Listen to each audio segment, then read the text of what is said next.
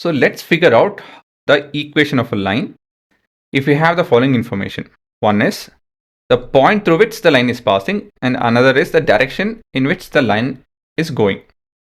How is that given? Well, we literally will get a coordinate of a point and we'll get the equation, or we'll get an component form of vector b, thus giving us the direction in which the line is.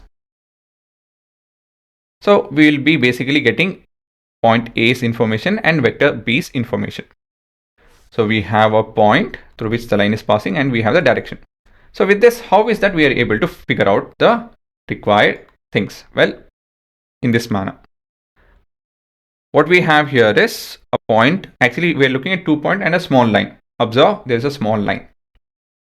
This 2 point, one is a fixed point, whose information we know, maybe 2, 3, 10, minus 2, 6.5, root of 4, root of 41 maybe, whatever it is.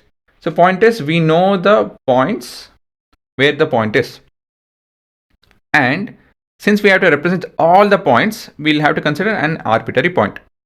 So we can imagine one of the point is arbitrary and one of the point is fixed.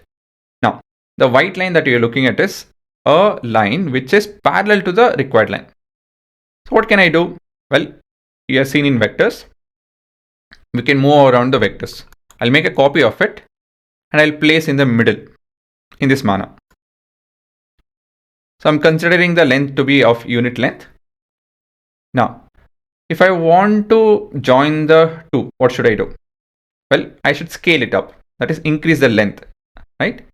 So if I increase the length by a particular amount, so in this case, it's around 9.4. I'll get the required line. So this is one way. What did we do? We made a copy and we scaled it up, right? So we got the required line. Now, the same line I can obtain in another way. How?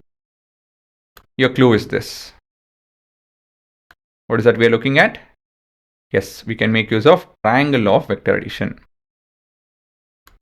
Okay, so there are two ways. One is we will be able to make use of B, and we'll be able to make use of, say, we'll call this as P, AP.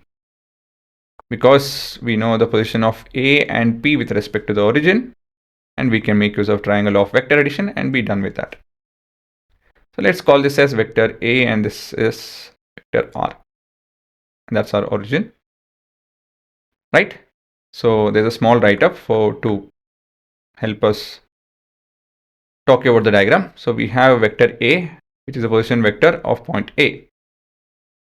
We have the line L, which is passing through the point A and parallel to the vector B.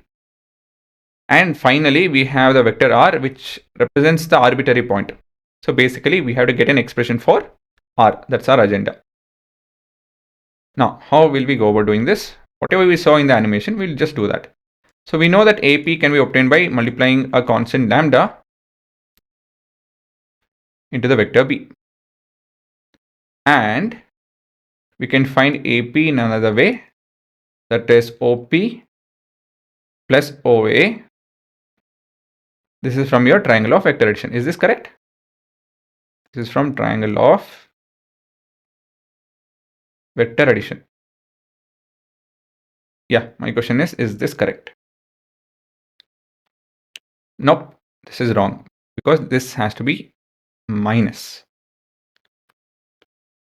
So this is nothing but R minus A. So this is 1, this is 2. So what can you tell from 1 and 2?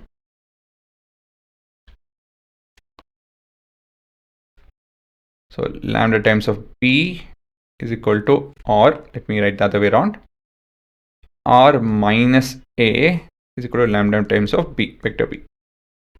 So since we want R's value, I can rearrange this and have the following equation actually.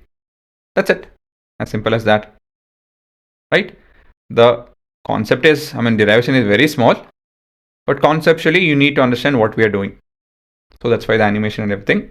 So please understand the concept, just don't mug up stuff. All this is very useful to visualize and understand the very core of it. So don't memorize, understand, and then memorization happens and you can do it.